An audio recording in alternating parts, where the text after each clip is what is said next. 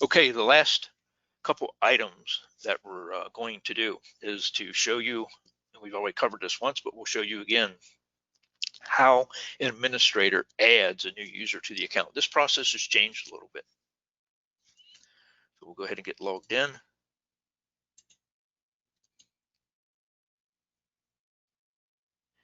And we will go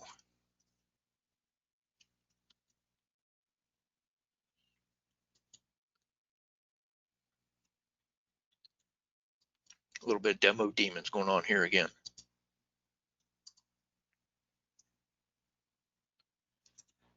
Go grab my password.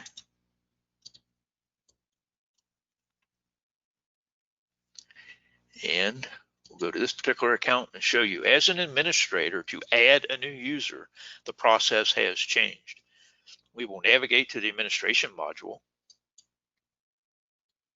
and, of course, go to the personnel list.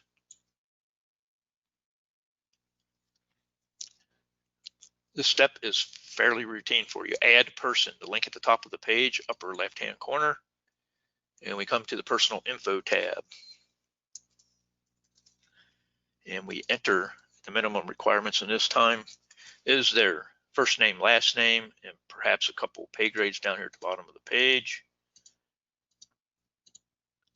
And save this page. This is where the process is going to change a little bit, because when you go to the security tab with a brand new user and you select to grant them access, so you'll select a radio button adjacent to has access, we send out access invitations. An administrator cannot set up a username or identity or a password for a user anymore. A distinctly different process than we used before.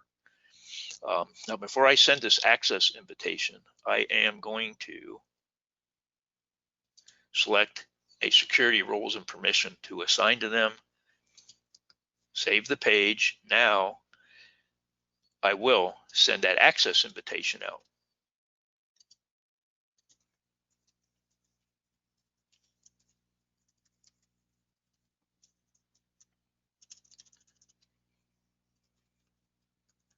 Confirm the email address.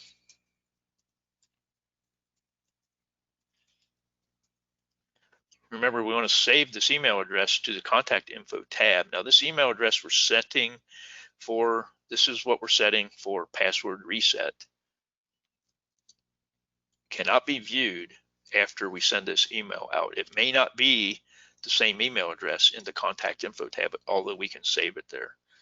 So now when you get an email or an access invitation sent you to that email address, for everybody in our commercial accounts and in our Canadian accounts, you have a week to respond back to that. If this happens to be an ultra secure account, that invitation lasts for 24 hours only, so they need to get right on that. So when you get your email to that email address, which I'm very, very certain I already have it here, so let me go ahead and log out of this page, and we'll go over to page. When we get that invitation, there's a blue button right in the middle of it. We can accept that invitation.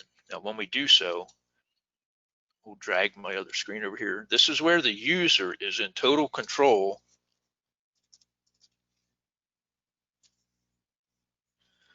of their username and their password.